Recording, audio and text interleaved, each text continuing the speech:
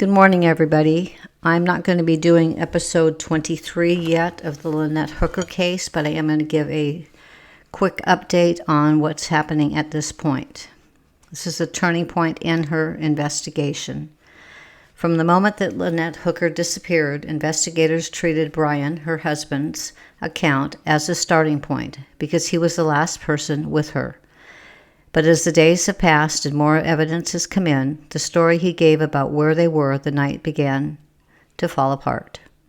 The GPS data from the dinghy, the Coast Guard's recalculated search grids, and the new digital information coming from the boat all pointed to a different location than the one he originally described. That discrepancy alone is enough in any missing spouse investigation to trigger a second interview.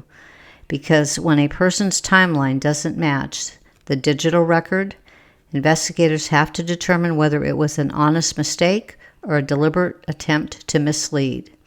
And in this case, the Bahamas have already authorized the United States authorities to re-question Brian Hooker on American soil. He does not have to return to the Bahamas for this, which means there is no jurisdictional barrier.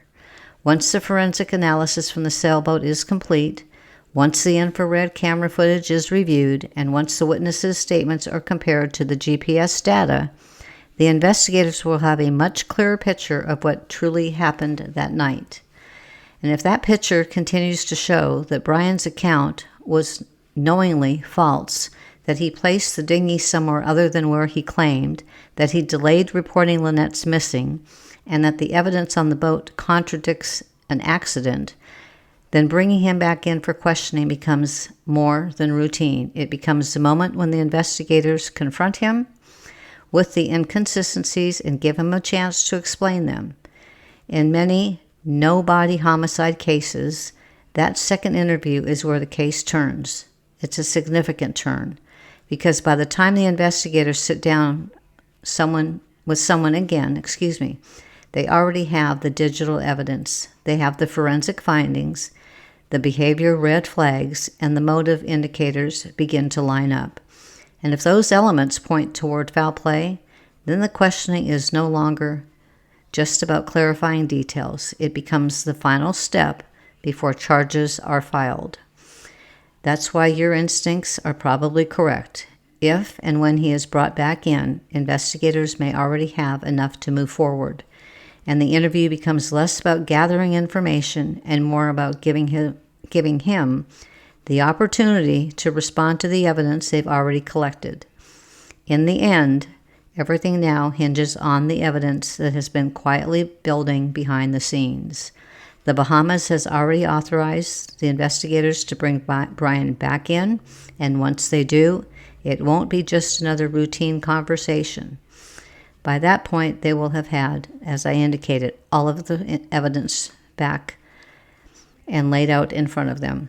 In those pieces, if any of those pieces show that his original accounting was not true, then the questioning becomes the moment where the investigation will definitely lead from questioning a spouse to turning the spouse's interview, into the very beginning of the potential of a homicide criminal case.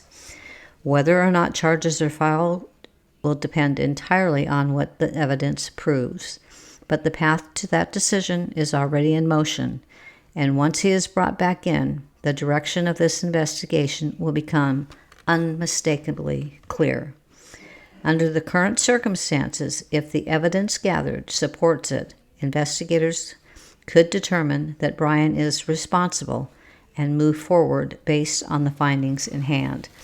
So I think personally that they're going to be getting their answers to a lot of this evidence they have sent out for further investigating relatively soon. This whole case has been moving along pretty rapid, and they have had wonderful respect from the Bahamian government working with the United States.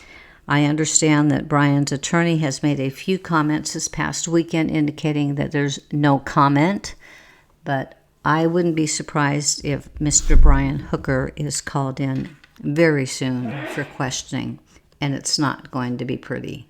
I will keep you up to date. Thank you for listening and watching. Be safe and take care.